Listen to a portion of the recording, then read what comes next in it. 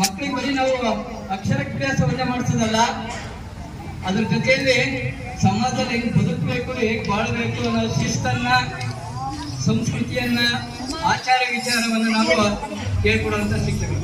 ಅಂತದ್ರಲ್ಲಿ ಅವರು ದಿನ ಅವರು ಹೊಟ್ಟೆ ಊಟ ಇರ್ತಿದ್ರೆ ಗೊತ್ತಿಲ್ಲ, ಹಣೆ ಮಲತ್ತು ಗೊತ್ತಿರೋದು, ಹಣೆ ಮಲತ್ತು ಗೊತ್ತಿರೋದು ಅಷ್ಟು ಶಿಸ್ತಿನಿಂದ